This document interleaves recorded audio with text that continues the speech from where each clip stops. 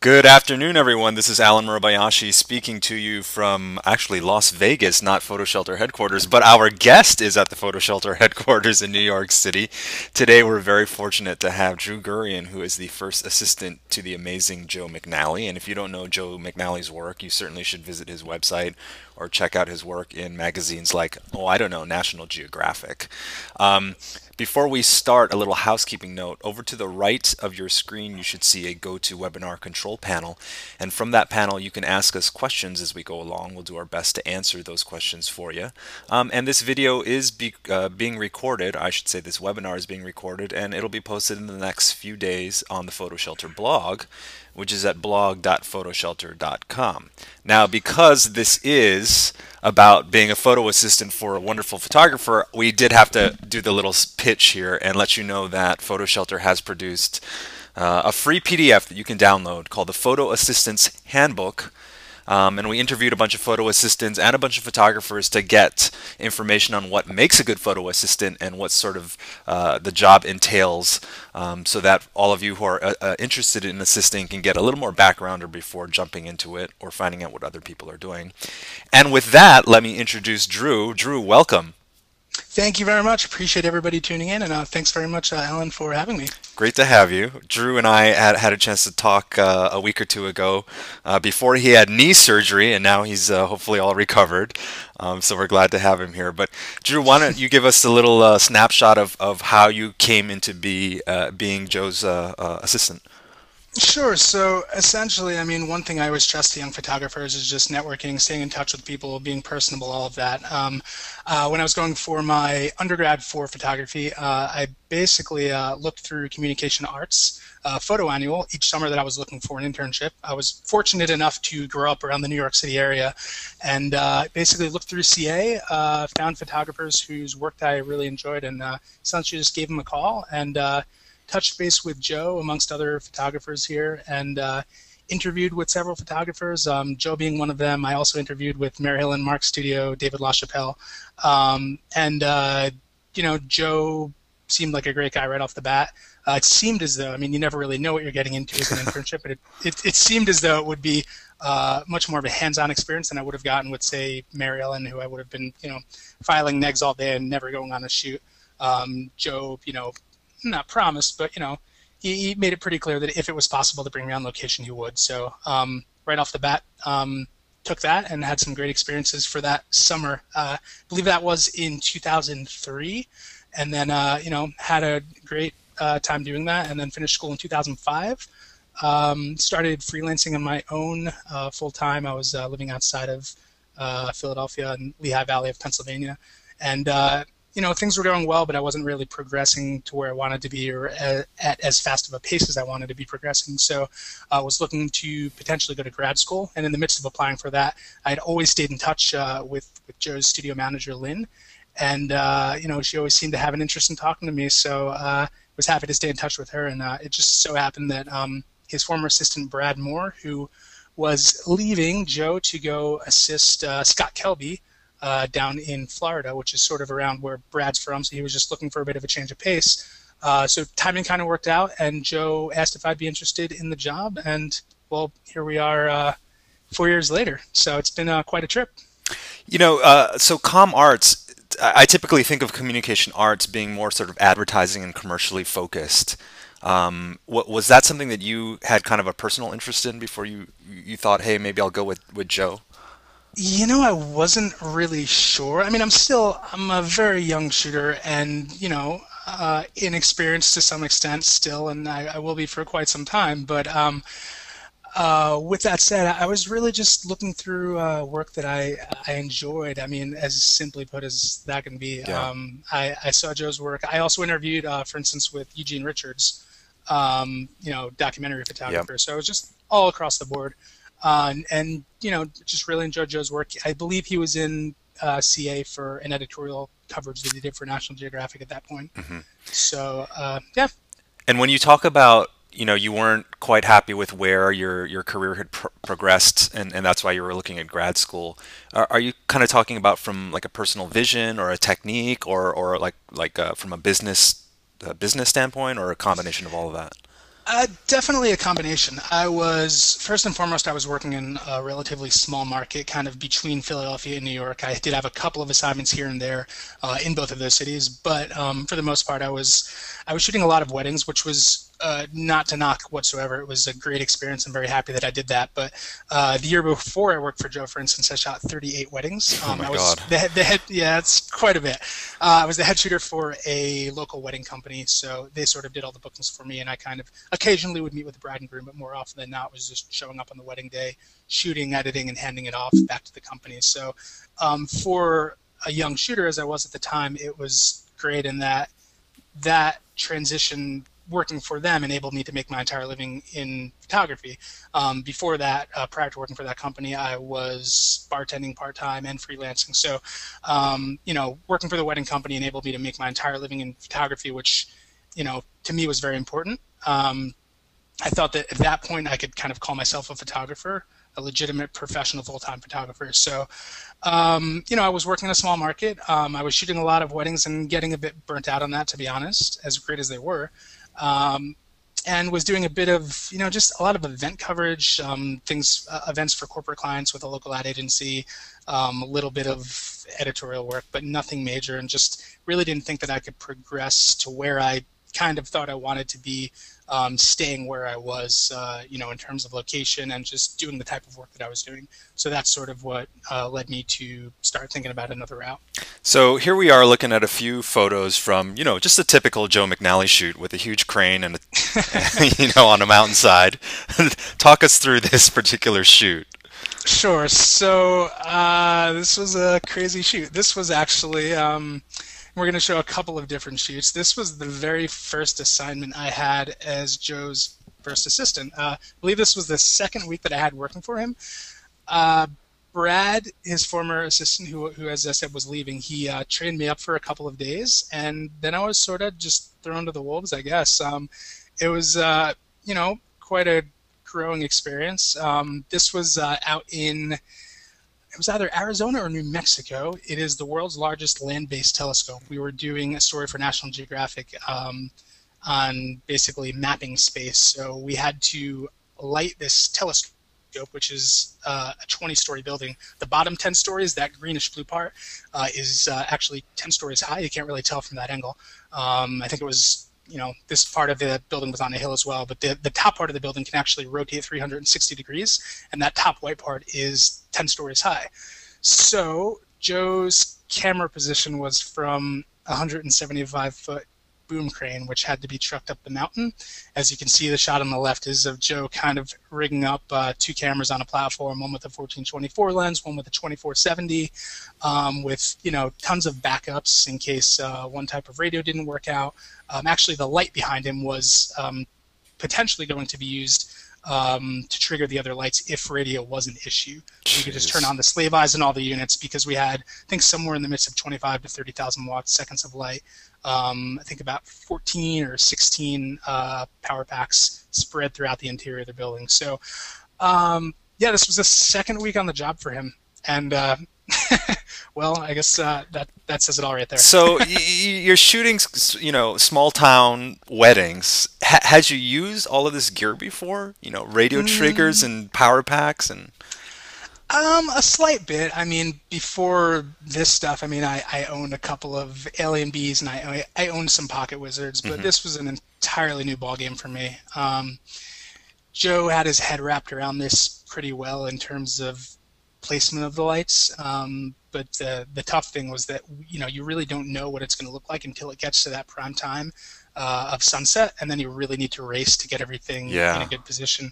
So no, I was not prepared for this. I had been freelancing, as I said, for a couple of years out of school, but you really can't prepare yourself for that. And there's another photo taken from the inside of the telescope, shooting out towards Joe's camera position. So quite a precarious situation, and the wind speeds went far beyond what they were supposed to for this type of crane.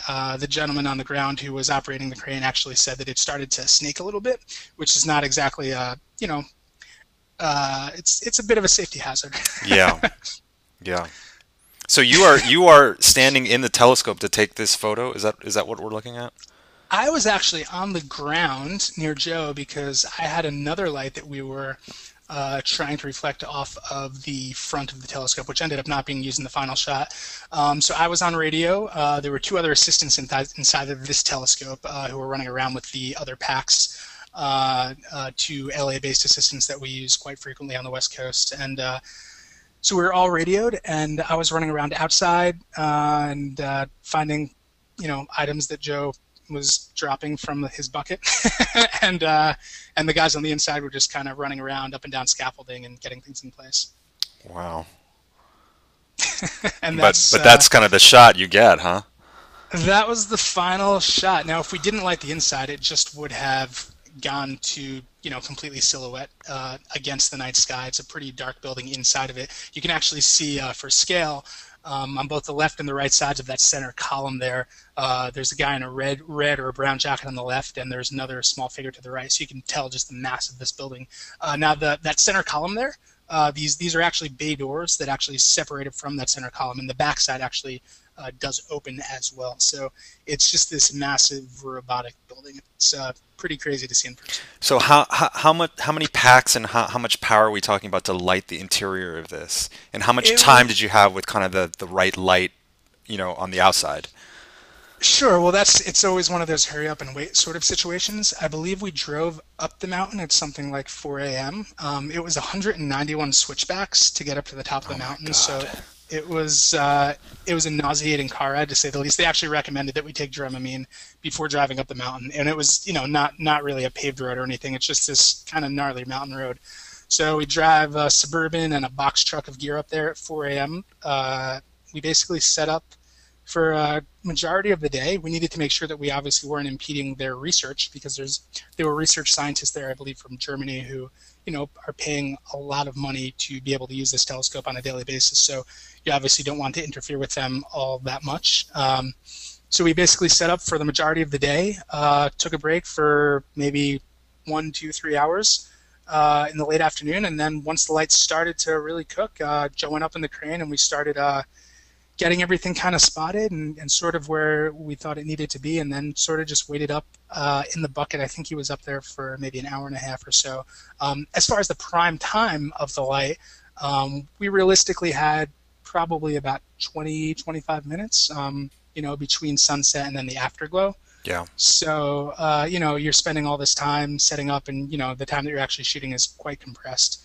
And as I said earlier, it was basically, it was something like 12, 14, 16 power packs, somewhere in there, and, 2400 second packs. So a mix of brands, makes, and models, just whatever we were able to fly out with and whatever we were able to rent locally. So it was a massive production. On a shoot like this, what do you think makes an effective assistant?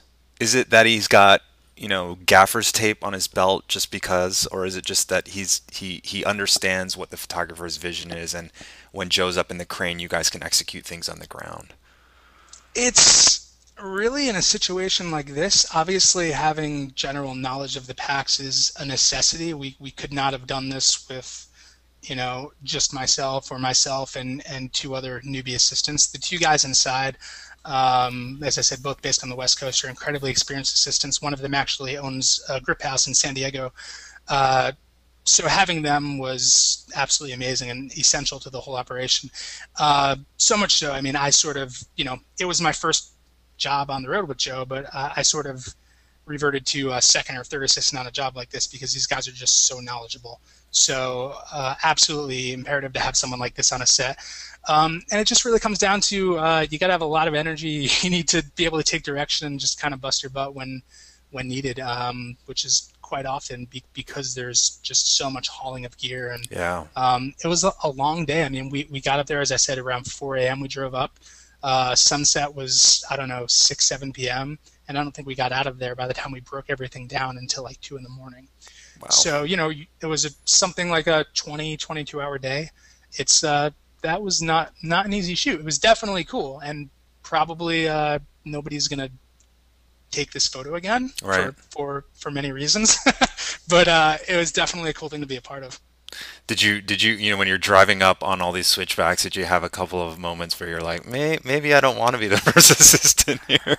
No, I think at that point, and still to this day, I mean, but especially at that point, I was more excited than anything else. I mean, obviously a bit nervous, knowing that even though we have these two other guys helping us out, I'm still, technically Joe's first assistant. Yeah, So, I'm sure I felt a bit of pressure, but I was more excited than anything else. And just being able to work for someone who can tackle a production of this size, which I think very few photographers would want to do or are able to do for lots of reasons.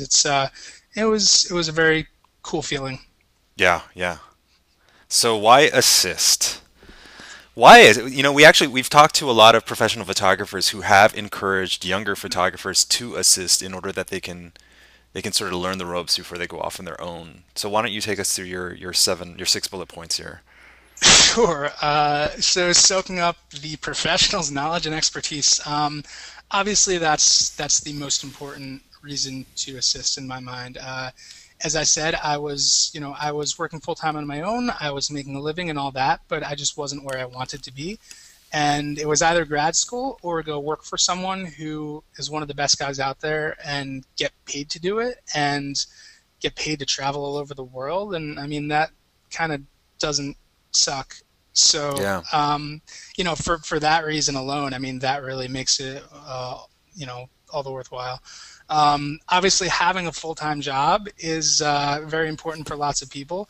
I think as you get older, especially if you're starting a family or something like that, but I can take a couple more risks being a bit younger. But having the security and stability of that is great, and not having to worry about where your next paycheck is coming from. So that's definitely a major plus. Obviously, meeting lots of other people in the industry has been an amazing experience. I think that was one of the main reasons why I was looking to go to grad school, was to be networking with other, full-time working professionals and all that. Well, I've definitely made lots and lots of connections, through working with Joe, with other people, working for photo companies, obviously lots of photographers who I would never get to call a colleague or a mentor or a friend, without having worked for Joe. So that's been an incredible opportunity. As I said, traveling all over. I mean, so far this year, I've traveled about 125,000 miles on Delta alone. So it's been a fairly hectic schedule, to say the least, but I do still thoroughly enjoy it. Rattle off a few countries you've hit this year, Drew. This year, it's just been a lot of long trips. This year we were in Dubai, we were in Hong Kong, we were in Malaysia, Dubai, Canada. I think that's about it. Yeah. We go to St. Lucia in a couple of weeks down in the Southern Caribbean. That's going to be a rough one. And I think we may potentially be going to Mexico towards the end of the year. So there's always lots of things on the horizon. Joe is a very busy photographer, so it's been an absolutely amazing experience, and I do not take it for granted, a single second of the day. It's been amazing. I know I'm extremely fortunate to be in the position that I am, so it's been really cool. Definitely blessed to have this. When you look at, we're going to see some of your personal work later in the hour, but when you kind of compare your personal vision now, having been around Joe for 4 years, are you kind of shocked at the progress that you've made? I've definitely come a long way, in that I definitely have more confidence going on to location, and we'll obviously talk about this a bit later. But I've come a long way, more than anything in terms of lighting. I mean, working for somebody like Joe, who's pretty amazing with managing light, I've definitely picked up a lot of that just being around it so much. So going into any situation and sort of saying, all right, we're going to go a bit more ambient here. We're gonna zero out the ambient. We're going to go all flash or what have you. That's been really important lesson to learn. So there's lots of things I can go on with, but I'm sure we'll get to that a bit later. Yeah. And obviously, the last thing mentioned there is just mentorship. Being able to get feedback from Joe. Any side job that I shoot, I can, at this point, I'm a fairly good editor of my own work, just from dealing with a lot of his photos and, kind of learning what's good and what's not so good. And oftentimes I'll come to him after a shoot of my own and just kind of show him my top 5 images or so. And, just kind of narrow it down from there. So that's been very helpful, and obviously get a lot of advice and feedback from him in that way, and things I can change moving forward. And just to reiterate, when you started exploring internships during college, you basically cold called and cold emailed and cold whatever these photographers, right? At that point, Absolutely. yeah, And that's something, I mean, people, a lot of photo students I've spoken to are amazed, like, wow, how do you intern for Joe McNally? Well, it really wasn't that difficult at the time. Maybe it's different now, and this was, 9 years ago. hmm But I think most photographers who are at a certain level are happy to take on an intern. It's, generally speaking, not great pay or unpaid labor on their behalf. So they're happy to use the extra help for a summer or whatever college semester that may be. Um, so yeah, I literally, as I said, I just cold called around, and I picked what seemed like gave me the best vibe, and like I'd get the most experience out of. yeah. So roles and responsibilities of the assistant, and actually we have a good question here before we start. Do you think that there's any bias against female assistants for any reason from like because you have to lug a lot of heavy stuff to, it's still kind of a boys club when you look at, top It's photographers. Sure, it's a tough question. I do know several full-time female assistants. You know, I was speaking to someone recently, and they were telling me, that the fact that they were a female assistant, they felt as though they needed to kind of, you know, bust it twice as hard as the guys to Yeah. kind of prove themselves, which is kind of unfortunate. But there are lots and lots of female assistants out there.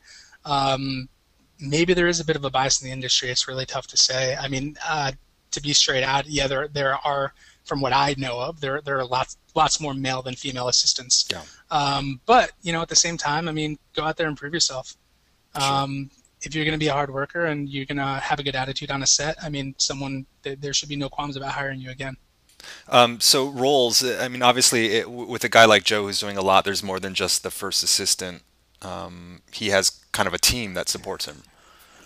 Sure, and very fortunate again in that regard. We've been quite busy the past couple of years, and he's had a first assistant and a studio manager for quite a long time. But we also, for the past couple of years, have had two other essentially full-time people in the studio as well. So Lynn, our studio manager and producer, she's been with Joe for just about almost 20 years, I think 18 or 19 years at this point.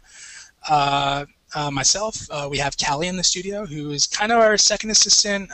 He actually interned for us, I believe, 2 summers ago, and went off after school to work for another shooter, which didn't work out, and we took him back in. So he's been working with us for I guess about a year and a half or so, 2 years now, full time, and he travels with us quite a bit as well. He came to Dubai with us. He's coming down to St. Lucia, so on bigger jobs, bigger workshops, that sort of thing, he does come with us. Chief Studio Organizer, that is the title on Linda's business card in our studio. She's also more or less full time with us. She is exactly that. She keeps us in line. She makes sense of the disaster that we typically come home with in terms of equipment and massive amounts of photos, and she kind of heads up our archiving. She deals with lots of our insurance documents, our carnets when we're traveling internationally that we need to fill out for customs. Lots of really, really important things that we kind of tend to look over.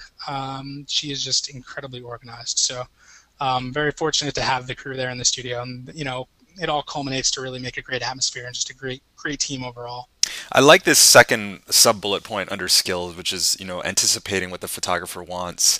And I guess part of my question, which someone else is asking as well, is how much input do you have on any given shoot in terms of saying, hey, Joe, have you looked at it from here, or should we put a light here? Sure. I think that all comes with time. The more that you work for someone, the closer you become, the more trust there is, obviously. And we've gotten to a point where myself and Callie and Linda, whenever we're on set, obviously there's an appropriate time to say something. If you're in front of a client and you think something isn't working out, or if a light isn't working, you're not going to yell out, "Oh, this light's down." You're going to be, fairly subtle about it. Yeah. Or if, but he asks us for input on almost any set that we're on, which is really, really cool to be able to, help craft a shoot for someone at Joe's level. And I would guess that not all that many photographers who've been in the industry for as long as he has and who are at that particular level would necessarily be open to ideas from an assistant. Joe is extremely down to earth, and I'm not trying to blow smoke here, but he's an amazing person to work for, simply put. So he does take our input on set and does appreciate it and does oftentimes listen to it. Yeah, absolutely, we do definitely have input. In terms of, I tend to think of like the assistants as always being super technical and being able to understand, how the cameras work and how the lights work. And we see some of those things here in the responsibilities column here. Is Joe a pretty technical shooter, though? He is, but it's become so built into his mindset at this point that a lot of things that many people would see as being extremely technical, it just kind of are second nature to him at this point. Right. So yes, he is. At the same time, it's also, generally speaking, a pretty laid-back environment when we're on set. There's lots of imperfections and lots of work that we do. That's the reality of working on location, which we are doing the majority of the time. So, he is very meticulous about certain things and not so much on other things. To be able to wrap his head around something like that photo of that telescope. Yeah. I couldn't begin to think my way into that, at least at this point. I highly doubt I'll ever be able to think my way into something like that, nor will I probably ever get the opportunity to shoot something like that. But the fact that he's been doing it for so long and he kind of just figured that out, and that's pretty amazing. So I think that's proof right there that he is pretty damn technical. But you are the guy, presumably, when Lightroom 4 dot whatever comes out and you've got a D800 and need to figure out how to tether it. That's your responsibility. Absolutely. Yeah. Things as far as tethering on location, we're typically tethering into Nikon software or Aperture or Capture One. Just really depends on what we're doing. That definitely comes down to me. In a larger set, if we're on a commercial set, we'll oftentimes have a digital tech. But lots of times we're much more run and gun, and if we are tethering on location, I'm typically the one in charge of that. So speaking of location, here's another yes. a big shoot. Another big shoot. So this was also part of that same story. This was, I believe, right after that telescope. A couple days later, I don't know if we went from one location directly to the other. It may have been the next week. So this is in the middle of good old Kayenta, Arizona, where we were, again, shooting for this story on mapping space. That was our gear pack that we had to drive out to the middle of nowhere in Monument Valley.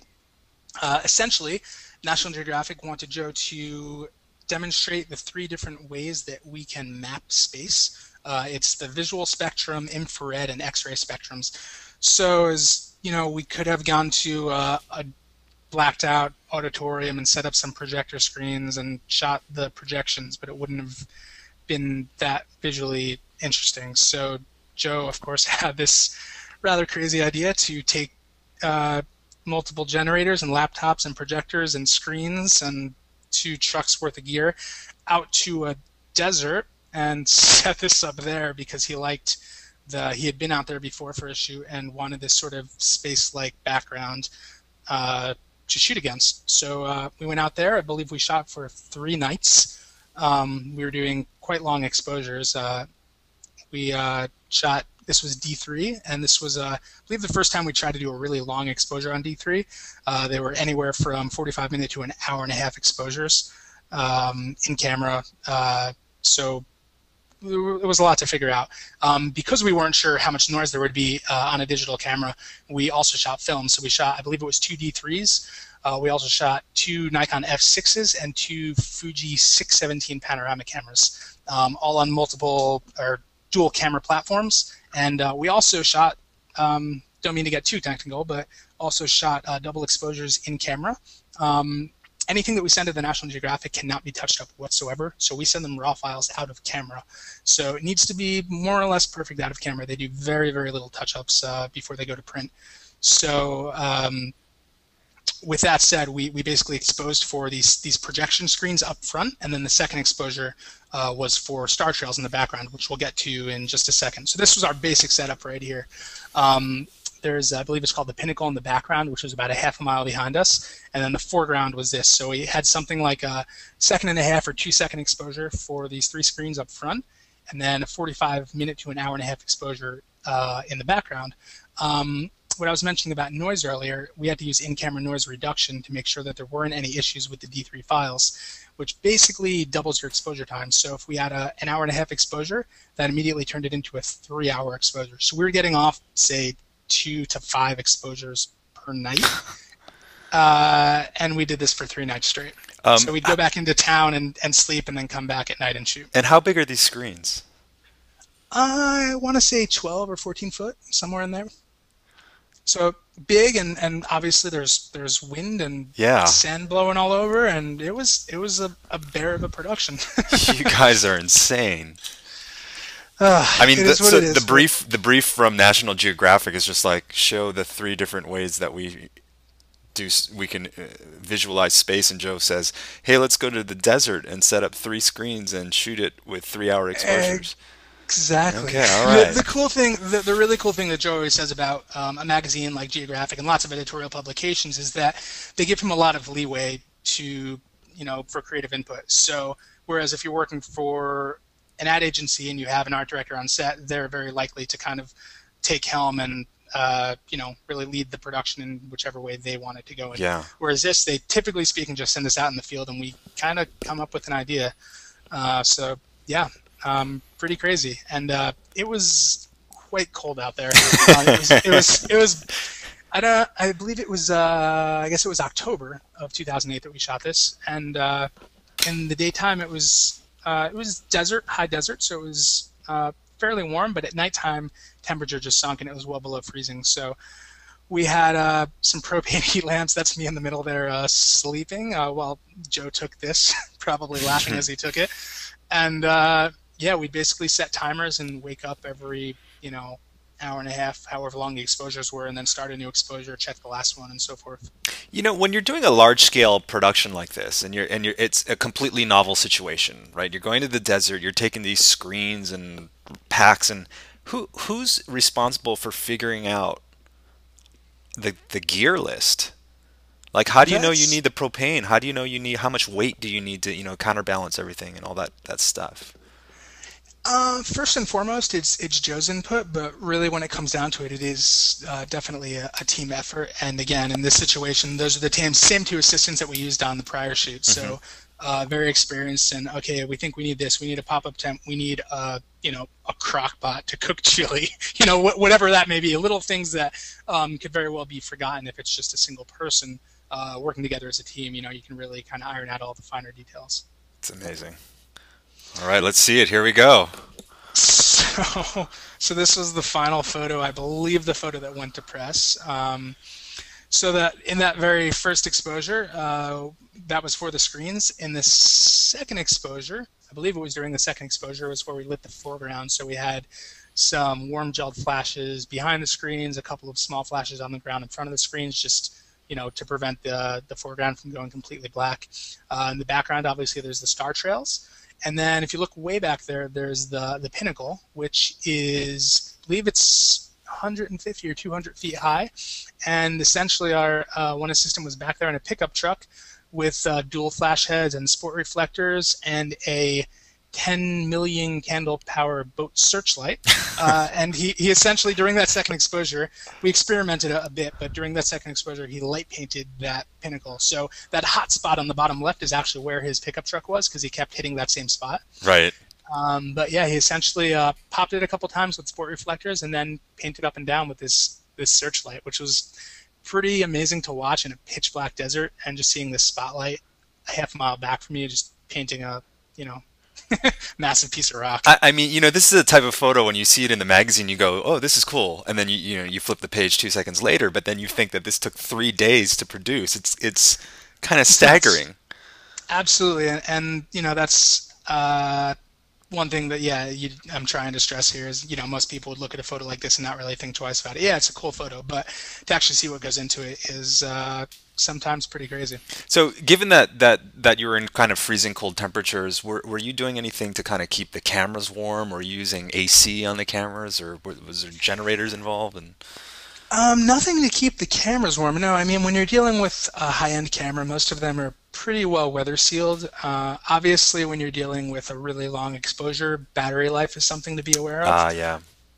But no, we didn't do anything specifically as far as wrapping the cameras or, blow drying them or anything to keep them warm. We just sort of watched battery life and monitored it that way. But it all worked out pretty well. It's amazing, amazing photo. On the road with Joe McNally. So yeah, a couple things to go over. Obviously, gotten to see many foreign countries. Gotten to experience lots of new cultures, new foods, new people. It's been, quite amazing in that regard. Um, Obviously, learning a lot of the lighting technique from Joe is one of the high points of the job. And, just learning going forward in my own work how to work with clients, how to work with subjects. Joe's pretty great with that. And, that's been a great learning experience. And as we spoke of before, obviously, networking with a lot of people in the industry. What's sort of the split of time between editorial work, commercial work, and educationally based activities? It's probably about 50-50 Hmm. between commercial slash editorial and education. It's split pretty evenly Yeah. at this point. So, but we definitely spend a good chunk of time on the road. Typically, I'd say somewhere between 60 and 70% of the year. Wow. Yeah. Fantastic. So this one was a little foray into video. A little bit, yeah. We're starting to dive in a bit here and there. The first video assignment that we had was last September. Joe did a big project right after 9/11 called The Faces of Ground Zero, where he photographed a lot of family members, rescue workers, people directly involved in 9/11 on the world's only giant Polaroid camera. It's a 3 by 9 foot Polaroid. And the camera has since been dismantled, but he shot this really big project. It traveled all over the world, and we, for the 10th anniversary, revisited a lot of the original portrait subjects and photographed portraits of them once again. And then we also did video interviews with them, which we posted on a website. It's facesofgroundzero.com if you want to check that out. So that was sort of a proving ground for ourselves. We wanted to really kind of dive in and learn it. We knew that we had to. And since then, this was for this particular photo, behind-the-scenes photo that we had from Nikon's D4 campaign. This was either in last December or early January down in New Orleans. Aside from the still photos that Nikon asked Joe to produce, they also wanted us to come up with a multimedia project. So we did a sit-down interview with this Mississippi Delta blues legend named Little Freddie King, and we rented out this plantation home down there. It's an amazing piece of property, and we did a bit of a multimedia piece for Nikon for this. So that is part of the crew right there, our basic setup. And yeah, I mean, we have a long way to go. We're not by any means a video production house, but we're taking baby steps, and we're slowly getting there. So it's been pretty cool to be able to get involved in that aspect of things as well. How does the assisting job vary shooting video versus shooting stills? Is there a lot more storyboarding? Is there just a lot more gear? There's, in the most basic of terms, there is a lot more gear because to produce a single portrait, you can get by with, a camera, a flash, and, a softbox. Whereas to have video and make video look good, you need to worry about not just stabilizing a camera, because you're probably not going to want to go handheld, but also obviously audio is a major component that's as important, if not more important, than the video itself. Hmm. So it is, in some regards, a lot more gear intensive. As far as my role goes, it's been pretty cool in that it's been a lot more hands-on than just assisting, and that I've gotten to be kind of the main camera shooter slash audio guy. Yeah. And Joe is typically in a static position, and oftentimes myself and other people from the studio or on location were oftentimes doing things with, shoulder rigs and sliders and so forth. So we get to, be a lot more hands-on and really, produce the job itself. So it's been great. That's fun. That's fun. Okay, well this is not a blues player. This looks like an elephant to me. This is most definitely an elephant named Susie. This was in Florida in December again for the Nikon D4 campaign. I think we have a couple images that we'll show from that. This was a massive production. One of the ideas that Joe had presented to Nikon for this camera was he wanted to shoot a circus. So this circus tent was actually built for us. It was during December when the circus had their off month from their normal traveling performance schedule. So they pieced together this tent for us. It was a small family circus in Florida, and we had an elephant per day. So again, a massive production. A cool thing for me was that I actually got to step back from assisting. Mike Grippy right there is holding the tri-grip lighting the elephant's trunk. He was sort of acting as first assistant. He used to work in our studio. He's since moved out to Portland, but he jumped back in for this shoot and was sort of first assistant for the majority of the shoots that we did. I got to step back and be a videographer, which was cool. Nikon also requested that we shoot and produce a behind-the-scenes video of the entire the multiple shoots that we were doing for the campaign. So that was my role for, I believe, 5 of the 10 or 11 days in the field for the entire campaign. So definitely really cool to be able to do something like that and just try something else out. When you're Joe obviously uses a lot of Nikon and has done a lot of things for Nikon. When he gets a brief from Nikon for a new camera, are they saying we want 3 different scenarios, pitch us on 3 scenarios, or is it kind of more fluid? If it's for a camera, they're typically saying these are the aspects of the camera that we want you to showcase. Gotcha. So whether that be image quality or autofocus or low light, and then in this circumstance, they kind of let Joe give them a dream list of assignments, what he would like to shoot, and I don't recall exactly how many ideas he gave them. Maybe it was 10 ideas, and they came back and approved 4 or 5 of them that worked within budget, and we just sort of dove in. And so when you're pitching these ideas, you are doing kind of a guesstimate of budget as well then?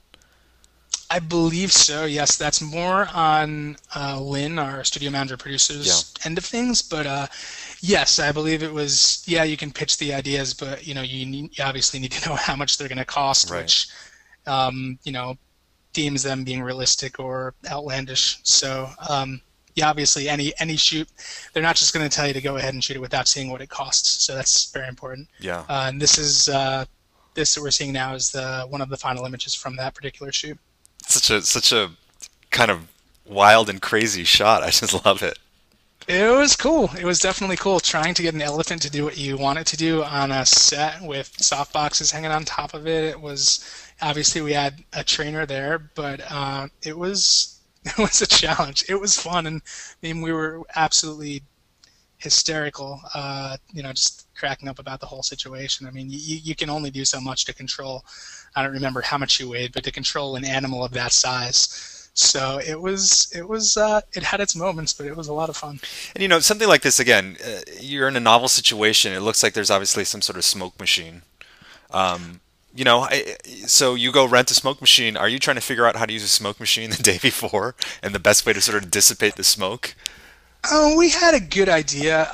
That was actually, I believe it was a hazer. And a lot of people who are trying to do something that has a lot of drama to it, typically speaking, a good way to go about it is using a hazer because it tends to be a lot thinner smoke. It's not this really white puffy smoke that comes out of the machine. The hazer is really subtle in the way it comes out. And then, we have a big diffuser, a tri-grip or something, and we're kind of fanning it in the directions that we want it to go. But it's very unpredictable. You don't exactly know how light's going to pick it up. And, dealing with smoke or haze is not easy. But yeah, I mean, it's something that we definitely had experience with prior to this shoot. Yeah, great shot. So the personal stuff now. You obviously were a shooter before. You obviously, we've talked about at some point moving on from assisting and going back to your own shooting. And so you're doing some personal projects right now. And tell us what that's like. Sure. It's, first and foremost, it is tough trying to find time to be a photographer while being a full-time assistant to a really busy photographer, especially with the type of road schedule that we have. And you need to kind of separate those two things. You kind of need to do one or the other. There's no way that I could be a full-time photographer right now while assisting for Joe because I simply couldn't, go out and try to market myself to clients and then all of a sudden I maybe get a call for a shoot and, oh, I'll be out of the country for the next 3 weeks. I mean, it's just unacceptable. So in order for me to be a professional photographer, that's what I need to do, that in itself and nothing else. But with that said, yeah, I do try to shoot when I can. I've had a couple of shoots here and there, and we'll show a couple of those. But one cool recent development that just happened is I just signed a contract to be a freelancer for Associated Press, their entertainment division called InVision. So I have my first shoot for them this weekend, shooting a festival in Philadelphia called the Made in America Festival. So concert coverage. And really cool. Thank you very much. And yeah, just looking forward to, slowly starting to do a bit more shooting of my own.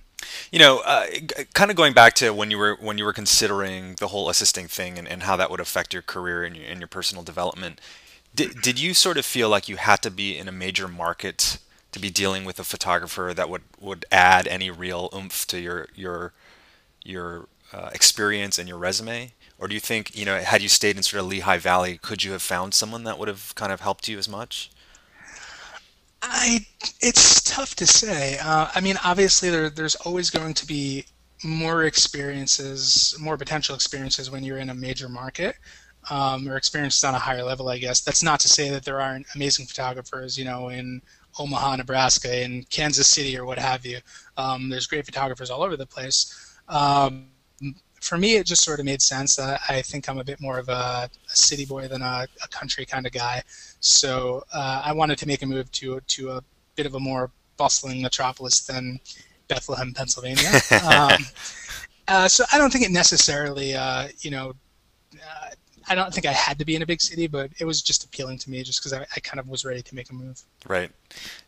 I like the last bullet point here, which is make sure you're taking away something from the shoot. So I guess being conscious that you're not just setting up stands, that you're trying to learn on any given shoot. And it seems like certainly with the initial shoot of the telescope, you couldn't not come away with being overwhelmed with all of the information you were soaking up at that point. Of course, and I will be the first to admit I don't probably ever foresee myself shooting a production of that mass ever. Yeah. for many reasons. I don't think I'd ever get the opportunity to do that, and I don't know if I could ever wrap my head around that. Maybe at some point when I'm like 90 and about to croak, I will, something will spark in my head and I'll figure it all out. I don't know. But until then, I don't foresee being able to figure out something of that scale.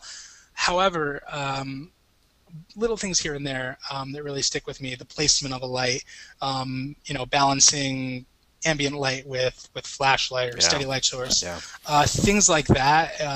It is very important to make sure that you understand those. And what I mean by that is that assisting is entirely different than shooting. You can set up a light for somebody and understand the placement of light, but actually going out and setting up your own light and shooting it, as opposed to having somebody else shoot something that you've helped set up, is entirely different. And that's why I try to use what I've learned from shooting with Joe, or from assisting with Joe, and using that in my own work. So the photo that we have on screen now, for instance, this was a shoot that I had a little bit of a freak out over. It was a band that I've been friends with for quite some time, called State Radio. The lead singer of this band is also one of the two singers in a pretty well-known band called Dispatch. I've been good friends with the guys for quite a few number of years, and I basically was showing up to one of their concerts. They gave me permission to shoot the concert, but I showed up with this Last-A-Light Easy Box. It's a 24-inch softbox, a C-stand, and 2 small flashes. And I was planning on doing some profile, really low-key portraits of each of the band members before the show. So go to the show, go onto the tour bus, and all of a sudden there's a slew of people there. There's their label rep, their publicist, their manager. They had a new album coming out the following week, and they never shot any press photos for it. So they had nothing for the release. And they were like, "Hey, Drew, it's great to see you. Cool that you have some gear with you, and wondering if you could come on the road with us for the next couple of days and shoot some behind-the-scenes stuff and shoot their new promo stuff." And it was, I was honored that they had asked that of me, but it was completely last minute, and it wasn't possible because I was traveling the next day or the day after with Joe. So came up with the idea of trying to shoot their new press photos after the show, which was at midnight or 1 in the morning, backstage. This is down in the basement of this venue in New Haven, Connecticut. And so, as I said, all I had with me was this softbox, a C-stand, and 2 flashes. And I knew that I couldn't necessarily light 3 people with what I had.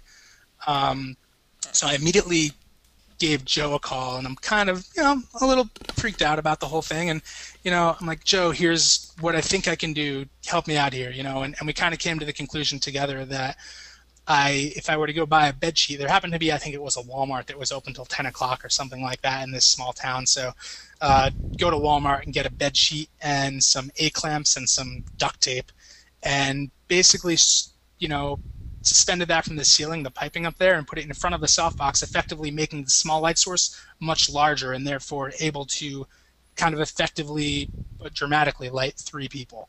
So that's a bit of something that I wouldn't have ever been able to do with any sort of confidence before working for Joe. So, little lessons like that have rubbed off on me, to be sure. And that's the final photo. I can't believe this photo. Okay, let me just say, Drew.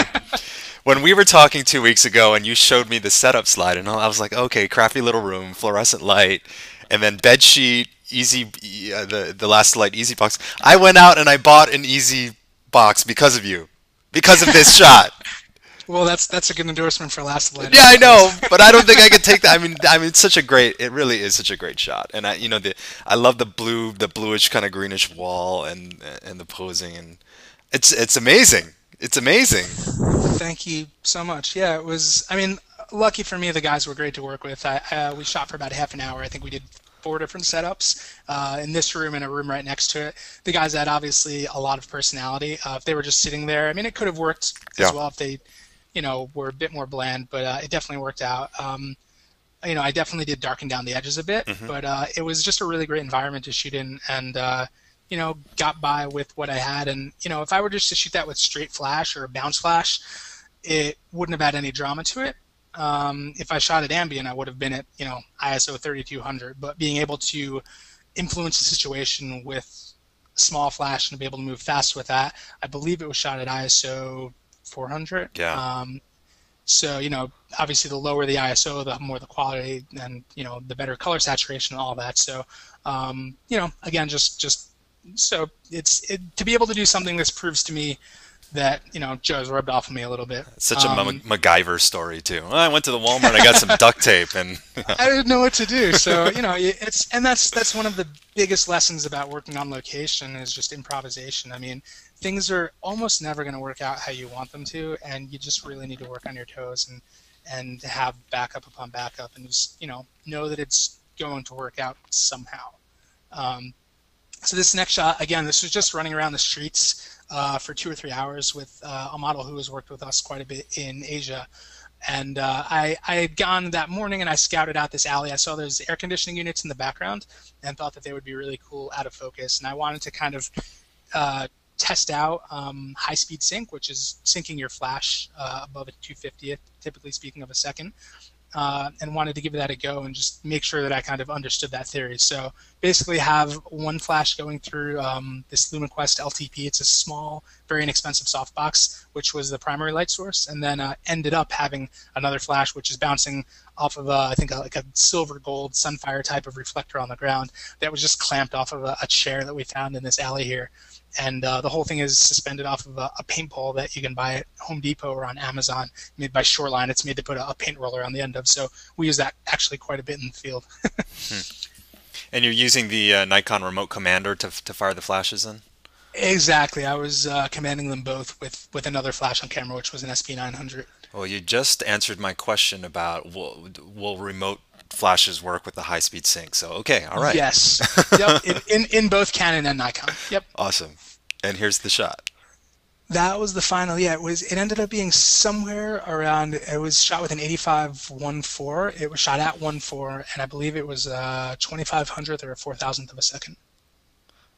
Lovely. And I think I commented on this before, but the hair light is actually just the sunlight that's kind of eking through the alley really lucked out there. Yeah, absolutely. I probably wouldn't have noticed necessarily to add a hair light from the back, but that really helps her stand off the background quite a bit. And that was just luck of the draw.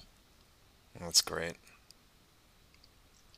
And this was a little bit of a bigger production for me. I mean, not massive by any means. This was a shoot that I did last spring for the band The Verve Pipe. They were a really big rock band in the late '90s, and they've since made it really big in the children's music market. So they have a kids album out. I believe they have another one coming out, but they're also trying to make their way back into the rock scene. So this is the lineup of the current band as it stands, and I've been friends with their manager for quite a few number of years, and he asked me to shoot their new promo stuff. The really tough thing was I needed to have the photos portray the band on that fine line of being a cool rock band, but also a family-friendly kids band, so it couldn't be too, you know, dark and grungy. So it needed to be on the cleaner side, and this was one of the setups that we did. Again, I had gone to this location, scouted it out, which is something I'll always emphasize, you know, as being extremely important. Went there, scouted it out, used the iPhone app called Sun Seeker, and basically was able to estimate where the sun would be setting at what time.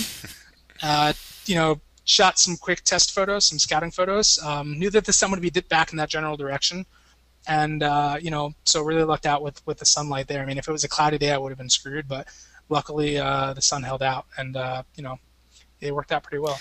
The kicker that we're seeing on their right side of their faces in the hair, is that the sunlight, or did you fire another flash in that direction? That was the sunlight. Yeah.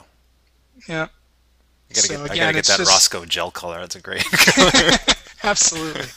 So, you know, for me, this is, you know, on the larger scale of things, you know, not using something that's small flash, using something that's, you know, a large octabank, you know, because it'd be more difficult in my mind to light, you know, a group of 6 people with small flash, whereas I can throw up one large light source and maybe a kicker off the floor and pretty much be done with it. Yeah.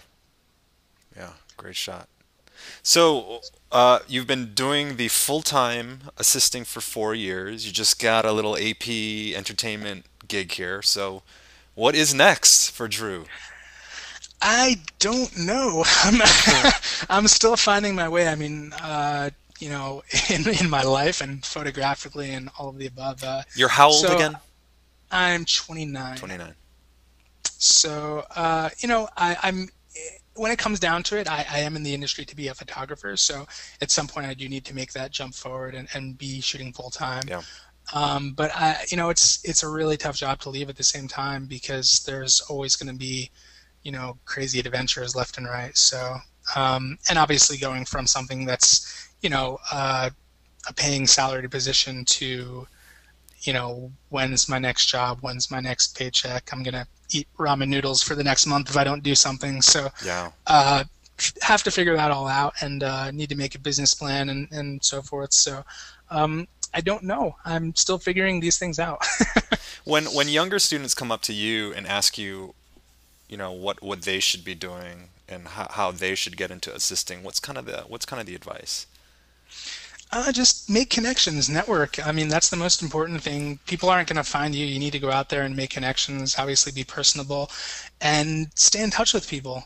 You don't want to be overly aggressive, but for instance, with Joe, I interned for him in 2003, that summer. I, or it might have been 2002 or 2003, I forget, but I stayed in touch. I would call the studio and speak to Lynn, our studio manager, at a very minimum every 4 or 5 months, Hmm. more like every 2 or 3 months, and just kind of called and said hi, see how everything was going in the studio. But really, what I was doing was, you know, letting them not forget me, Yeah. letting Yeah. them know that I'm still around and definitely interested. Should the time ever come that I would have the opportunity to work with them, that I would love to do so.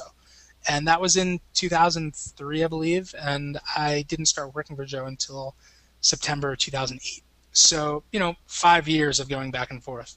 Obviously, that takes a bit of a drive to do, but, you know, if you're willing to do it and stay on people and, you know, just build up connections here and there, that's definitely the way to go. Do you now you kind of cold called people. Do you think that attending things like workshops and seminars with kind of a secondary purpose of meeting these photographers face to face is a good strategy?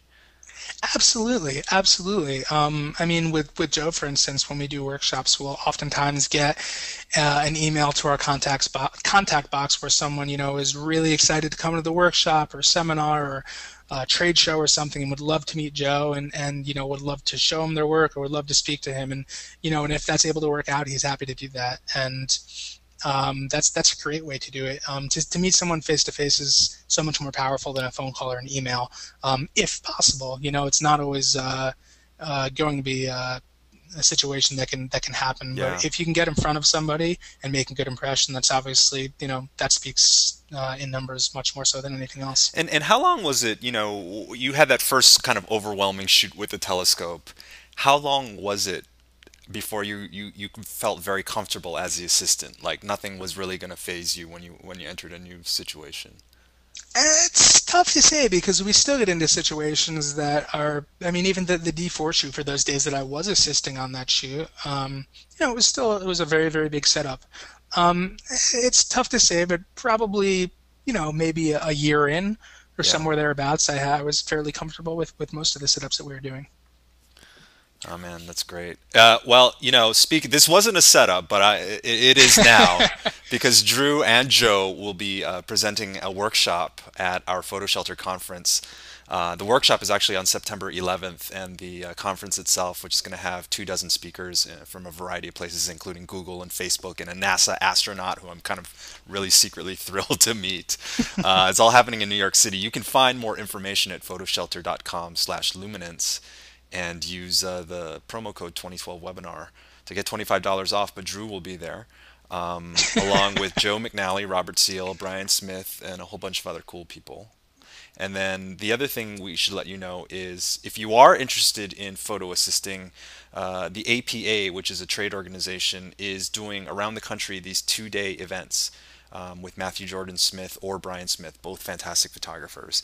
The next one is coming up at the end of September in Seattle. I will be there representing PhotoShelter, and then also in Rochester, Chicago, and Miami. And if you go to apanational.com and search around, you'll be able to find more information on the photo assistant basic training courses. But Drew, this has been such wonderful, wonderful information. Thank you so much for sharing all of the insight and experience with us. Of course, thank you very much for hosting this. It's been great, and I hope everyone had a great time and hope to meet some of you at some point soon. We will see you in New York in a couple weeks.